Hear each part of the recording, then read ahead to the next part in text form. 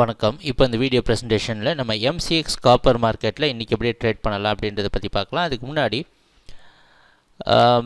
14ஆம் தேதி மார்க்கெட்டில் என்ன நடந்தது, ஏன்னா நேற்று ஹாலிடே அப்படின்றனால என்ன நடந்தது, நம்ம என்ன எதிர்பார்த்துன்னு பார்ப்போம்.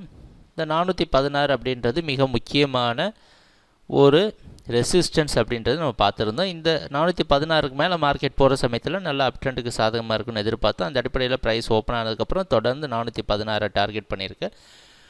ஓரளவு அந்த இடத்துல ரெசிஸ்டன்ஸ் எடுத்துகிட்டு மட்டும் அதை பிரேக் பண்ணோன்னா தொடர்ந்து மார்க்கெட் அப் ட்ரெண்டுக்கே சாதகமாக இருந்து 423.4 வரைக்கும் போயிட்டு 421.5 க்ளோஸ் ஆகிருக்கு. இதுதான் நம்ம எதிர்பார்த்த, அதாவது 14ஆம் தேதி மார்க்கெட் நடந்த முழுமையான ப்ரைஸ் ஆக்ஷன். குட்வில் சார்ட்டிங் டூலும் அற்புதமான ரிசல்ட் கொடுத்துருக்கு.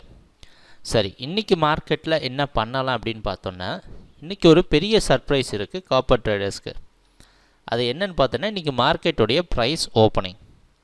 இன்றைக்கி மார்க்கெட்டோட ப்ரைஸ் ஓப்பனிங் 415க்கு கீழே இருக்கும் அப்படின்னு எதிர்பார்க்குறோம். அதாவது காமெக்ஸ் மார்க்கெட் வச்சு பார்க்குறப்ப இன்றைக்கி ஒரு மிகப்பெரிய லோயர் ப்ரைஸ் ஓப்பனிங்கை நம்ம காப்பர் மார்க்கெட்டில் எதிர்பார்க்கலாம் அப்படின்றது தெரியுது. அதனால் மறுபடியும் நம்ம ட்ரேடிங் திட்டத்தில் பெரிய மாற்றம் எதுவும் கிடையாது. 416.6 ரெசிஸ்டன்ஸாக வச்சு காப்பர் மார்க்கெட் டவுன் ட்ரெண்டுக்கு சாதகமாக இருக்கும்னு எதிர்பார்க்குறோம். அடுத்த டார்கெட் ஜோன் 407.2 மற்றும் 402 இந்த டார்கெட் ஜோனை தொடுறதுக்கு வாய்ப்பு இருக்குது.